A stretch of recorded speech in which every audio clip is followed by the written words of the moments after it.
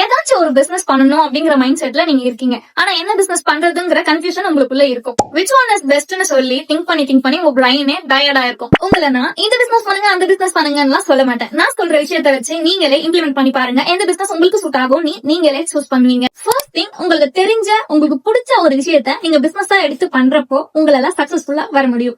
Second thing, மார்க்கெட்ல என்ன demand இருக்கோ அந்த விஷயத்த நீங்க கத்துக்கிட்டு அதுக்கப்புறம் பிசினஸ் ஸ்டார்ட் பண்றப்போ உங்களால சீக்கிரமாவே க்ரோ பண்ண முடியும். சோ ஃபர்ஸ்ட் கேஸ்ல உங்களுக்கு பிடிச்ச ஒரு விஷயம், ஃபார் எக்ஸாம்பிளுக்கு நான் வந்து போட்டோகிராஃபி எடுத்துக்கிறேன். நீங்க போன்லயே ஒரு அழகான போட்டோஸ் எல்லாம் எடுக்கிறீங்க அப்படின்னா உங்களுக்கு அந்த பிடிச்ச விஷயம் என்னன்னு பாத்தீங்கன்னா போட்டோகிராஃபி தான். சோ அந்த போட்டோகிராஃபிய எப்படி ப்ரொஃபஷனலா கத்துக்கிட்டு எப்படி நம்ம கிளைண்ட் கிட்ட எப்படி மேனேஜ் பண்றது இது எல்லாத்தையுமே நீங்க ப்ரொஃபஷனலா கத்துக்கிட்டு அந்த வேலை நீங்க போகும்போது உங்களுக்கு ஒரு நல்ல இன்கம் ஜெனரேட் பண்றதுக்கும் ஒரு ஆப்ஷனா இருக்கும். அண்ட் செகண்ட் திங், மார்க்கெட்ல என்ன டிமாண்ட் இருக்கோ கஸ்டமர்ஸ்க்கு என்ன நீட் அதிகமா இருக்கோ அதை நீங்க பிசினஸா எடுத்து பண்றப்போ உங்களால நல்ல அச்சீவ்மெண்ட்க்கு வர முடியும். சோ இதுல வந்து பாத்தீங்கன்னா ஒரு லொகேஷன்ல ஒரு ஹோட்டல்ஸே இருக்காது. அந்த இடத்துல நீங்க புதுசா ஒரு ஹோட்டல்ஸா ஸ்டார்ட் பண்றீங்க.